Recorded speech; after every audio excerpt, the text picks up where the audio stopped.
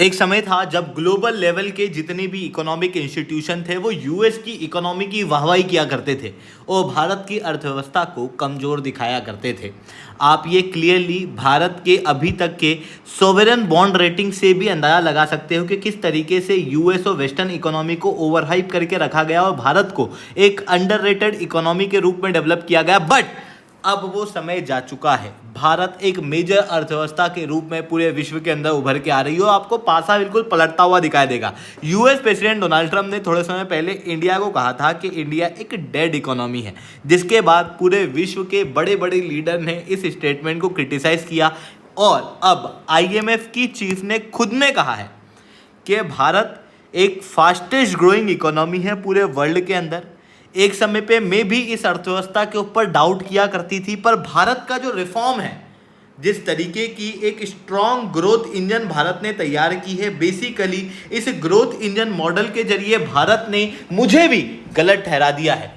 ये स्टेटमेंट अपने आप में बहुत ज़्यादा इम्पॉर्टेंट है क्योंकि ये statement US president Donald Trump के स्टेटमेंट को तो काउंटर करते ही हैं, उसके साथ में ये भी बताते हैं कि भारत कितनी मेजर अर्थव्यवस्था के रूप में पूरे विश्व के अंदर उभर के आ रही है। तो एग्जैक्टली यहाँ पर क्या हुआ है, भारत की अर्थव्यवस्था की किस मॉडल की यहाँ पर तारीफ की गई है, हर एक बात को मैं शुभेंदु चौहान डिटेल में आप लोगों के साथ में चर्चा करूंगा। बट उसके पहले आप लोग मेरे साथ में SRC10 टेलीग्राम ग्रुप के ऊपर जुड़ सकते हो। मेरे क्लास की अपडेट, PPT, PDF सब कुछ आपको वहाँ पे मिल जाएगी। यूपीएससी CSE की तैयारी करना है, इंडिया के टॉप एजुकेटर से ऑफलाइन क्लासेस के अंदर पढ़ना है, आप लोगों के पास में अच्छा मौका है। अनअकैडमी अब केवल ऑनलाइन ही रहा है, अनअकैडमी अब ऑफलाइन भी आ चुका है। हमारे सेंटर्स ऑलरेडी खोले जा चुके हैं। जुड़ना चाहते हो तो इस नंबर पर कॉन्टैक्ट कर सकते हो। इसके अलावा मंथली करंट अफेयर्स की magazine, previous year question, prelims के मॉक टेस्ट, NCERT के नोट्स की समरी, इंडिया ईयरबुक की summary free of cost download करना है। नीचे डिस्क्रिप्शन के अंदर मैंने लिंक दी हुई है, वहां से आप लोग डाउनलोड कर सकते हो। चलिए दोस्तों, समझने का प्रयास करते हैं यहाँ पे क्या हुआ है। देखो, IMF की चीफ आपको यहाँ पर दिखाई दे रही होंगी। बेसिकली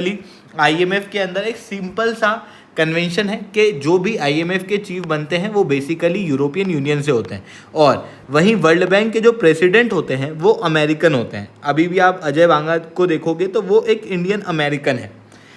IMF यानी कि मैनेज किया जाता है यूरोपियन वर्ल्ड के द्वारा, बट यहाँ पर जो मेजॉरिटी पावर होती है वो होती है यूनाइटेड स्टेट्स ऑफ अमेरिका के पास, क्योंकि जो भी डिसीजन होता है उस डिसीजन को लेने के लिए 85% की मेजॉरिटी चाहिए और यूएस के पास अकेले के पास 16.5% के वोटिंग राइट्स हैं, जिसकी वजह से आप क्लियरली देख सकते हो कि IMF के अंदर एक तरीके से veto power United states of America hold करता है। यानी कि IMF एक इंस्टीट्यूशन में प्रूव ये करना चाहता हूँ कि ये US डोमिनेटेड है, US क्रिएटेड है और यही IMF की चीफ अभी अभी कह रही हैं कि इंडिया ग्लोबल लेवल पे एक की इकोनॉमिक ड्राइवर है। आज पूरे वर्ल्ड के अंदर मेजर इकोनॉमी स्लो डाउन कर रही है। ग्लोबल ग्रोथ रेट केवल 3% के आसपास ही दिखाई दे रहा है, जो कि कोविड-19 के पहले 3.7% हुआ करता था। यानी कि ग्रोथ जो है वो पूरे विश्व की कम हुई है। चाइना जैसी फास्टेस्ट ग्रोइंग इकोनॉमी भी अब स्टेडी ग्रोथ शो कर रही है। वहीं भारत की अगर मैं बात करूं तो भारत विश्व के अंदर फास्टेस्ट ग्रोइंग इकोनॉमी के रूप में उभर के आ रहा है और ये कहते हुए इन्होंने कहा कि भारत एक फास्ट रिफॉर्मिंग कंट्री है और जो रिफॉर्म्स भारत ने किए, जो पॉलिसीज़ भारत ने क्रिएट करी, उन पॉलिसीज़ और उन रिफॉर्म्स ने भारत के सारे डाउटर्स को, भारत के ऊपर जितने भी लोग डाउट करते थे उन सबको गलत सिद्ध कर दिया है। इन्होंने ये भी कहा कि भारत ने बेसिकली मुझे भी गलत सिद्ध कर दिया है और ये बात इन्होंने कही अभी IMF वर्ल्ड बैंक की जो एनुअल मीटिंग होने वाली है उसके पहले एक और इकोनॉमिक मीटिंग के अंदर, और इन्होंने फिर कुछ डाटा पेश किए जहां पर इन्होंने कहा कि इंडिया की ग्रोथ रेट 6.4% ग्रो होने वाली है 2025-26 के अंदर, जबकि चाइना 4.8% की ग्रोथ शो करेगा 2025 में और 26 के अंदर ये ग्रोथ और स्लो होगी।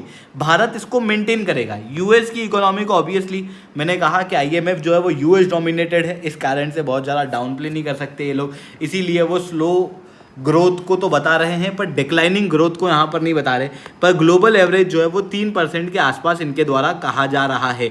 और उस समय पे भारत जो है वो लगभग दुगना स्पीड से यहाँ पर ग्रोथ शो कर रहा है। अगर आप देखोगे तो इंडिया की जो ग्रोथ है ये उस समय पे शो हो रही है जब यूएस प्रेसिडेंट डोनाल्ड ट्रंप ने भारत के ऊपर 50% टैरिफ लगाए, ये सोचते हुए कि भारत की अर्थव्यवस्था के ऊपर एक बहुत बड़ा असर पड़ेगा। और फिर उसके बाद में भारत की अर्थव्यवस्था को और क्रिटिसाइज किया इन्होंने कि इंडिया तो एक डेड इकोनॉमी है, ताकि ग्लोबल इन्वेस्टर्स जो हैं वो इंडिया के अंदर इन्वेस्ट ना करें। हालांकि इनके इस स्टेटमेंट को क्लियरली खारिज किया गया पूरे ग्लोबल लेवल के इंस्टीट्यूशंस के द्वारा और अभी आईएमएफ के द्वारा। इवन आरबीआई का डाटा भी इस बात को शो करता है कि बेसिकली आईएमएफ ने जो कहा है वो बात बिल्कुल सही है। अगर हम कहें तो इंडिया जो है वो डेड इकोनॉमी में नहीं बल्कि एक फास्टेस्ट ग्रोइंग इकोनॉमी है। आरबीआई के जीडीपी फोरकास्ट बताते हैं कि इस बार भारत की ग्रोथ रेट 6.8% होगी, जो कि पिछली बार 6.5% से और ज़्यादा है। मतलब पहले आरबीआई ने 6.5% एस्टिमेशन लगाया था, अभी उस एस्टिमेशन को चेंज करके 6.8% का एस्टिमेशन जो है वो दिया गया है। और